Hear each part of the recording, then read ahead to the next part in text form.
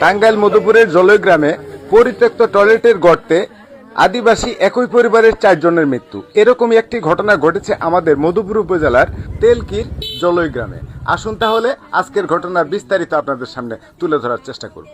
মূলত প্রথম অবস্থা হইলো আগে ছাগল পড়ছে, ছাগল পড়ার পরে এই বাচ্চা ছাগলটা উঠাইতে গেছে, ছোট বাচ্চাটা ছাগল উঠাইতে গেছিল। এই ছাগল উঠাইয়া যখন ওই বাচ্চা যে ওই আক্রান্ত হইয়া তখন আর উঠতে পারছে না, যখন বাচ্চাটা ওই ঘেঁষার আক্রান্ত হইয়া তখন ওর বাপ নামছে, নামার পরে ওর বাপও উঠতে পারে না। তখন ওই যে ওর বোনের জামাই, খালাতো বোন জামাই, উনি নামছে, তা উঠতে পারে নাই। তখন ওইখানে আবার খালাতো ভাই ছিল, তখন ও যে নামছে, এর উপরে এক 4 জন নামছে। তারপরে যারা নামতে চাইছিল মহিলারা তাদের ফিরেছে। সকালবেলা 8টার ঘটনা, তো এই সময় তো লোকজন একটু কম থাকে আমাদের পাহাড়ি এলাকায়, সবাই কাজ কামের জায়গা। আচ্ছা, যিনি মারা গেছে উনি আপনার কি হন? আমার ছোট ভাই।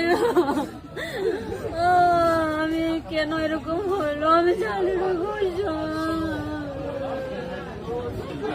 আর যিনি মারা গেছে এই বাড়ির ওনার নামটা কি? গাব্রিয়েল মকরেক।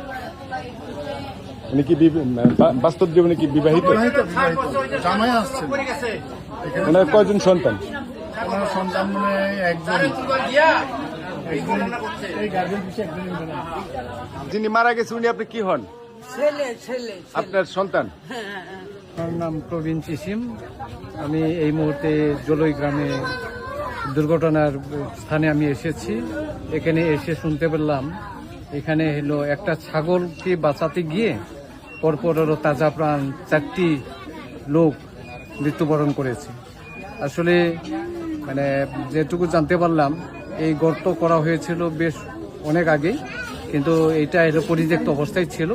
সেখানে হলো অনেক ময়লা আবর্জনা ফেলানো হচ্ছিল এবং সেখানে হলো একটা ছাগল পড়ে যাওয়াতে ওই ছাগলকে বাঁচাতে গিয়ে প্রথমে ছেলেটা নেমে আর সেখান থেকে কোনো সাড়া না পাওয়াতে তারপরে হইলো তার বাবা, তার মামা, তারপরে হইলো তার দাদু, একে একে হইলো 4 জন মৃত্যুবরণ করলেন।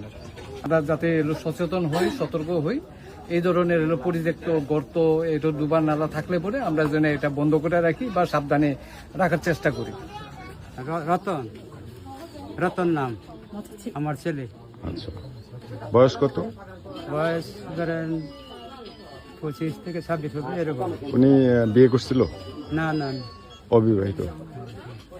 চাচ্ছি যে এরকম ঘটনায় মানুষ একটু সতর্ক হোক, আর কিছু না।